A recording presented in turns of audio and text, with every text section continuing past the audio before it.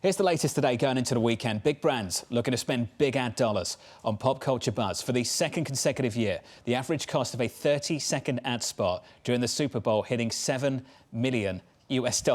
Michael Hartnett of Bank of America Global Research wrote this today. I think this is great. A 30-second ad during Super Bowl I was $37,000.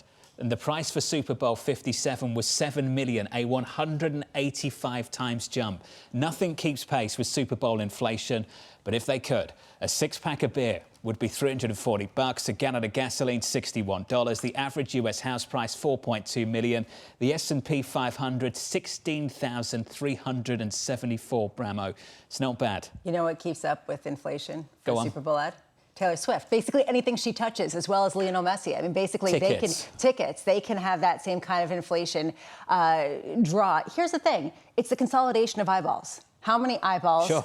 And paying for the privilege of offering something up to those eyeballs. It's the sport, the ads, the halftime show, and now it's the people in the audience, the crowd as well.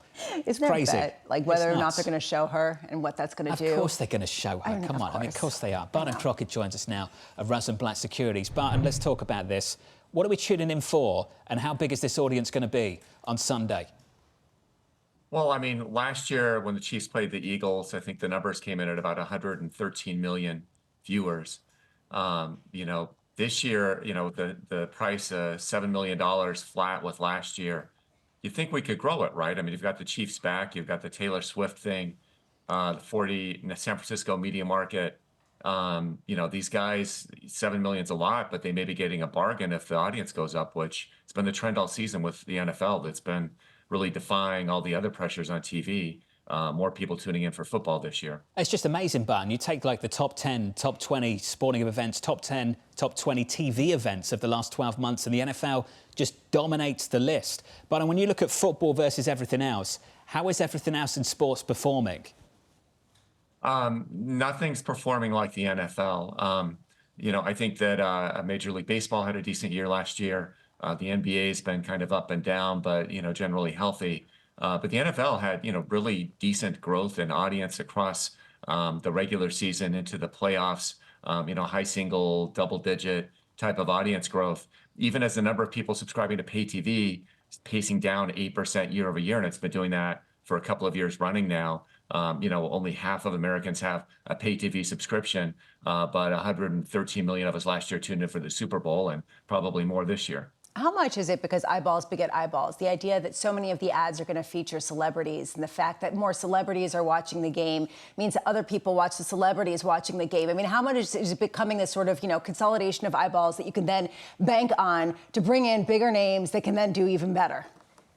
Well, I think certainly this kind of pop culture kind of fandom that's really fueled by social media is it. I mean, that's really something that's very different than when you put up that previous quote about what a Super Bowl ad cost a generation or two ago. We didn't have the type of Instagram, the type of TikTok, the type of social media engagement of someone like a Travis Kelce that we have today. And that's, I think, a big part of why their audiences are bucking these trends on pay TV.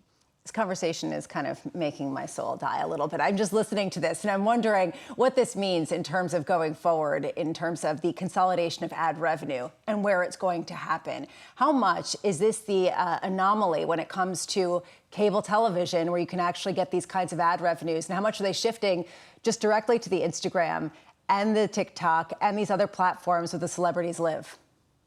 Look, the ad trends are clear. I mean, the Super Bowl, ad price at 7 million, a sellout, maybe isn't growing even if the audience is, and this may be, maybe a sign of a peak. I guess, time will tell, but certainly television advertising has been pressured. And what we're seeing is that as money is pulling out of TV and going into internet streaming, it's going into e-commerce driven and social media driven ads on things like Meta and Amazon. And what I think you're going to see is generationally, you're going to look back and these big sporting events will move from television to the internet and probably the tech giants. Amazon has Thursday Night Football. Yeah. Apple's got Major League Soccer. In 20 years, one of those guys will probably have the Super Bowl.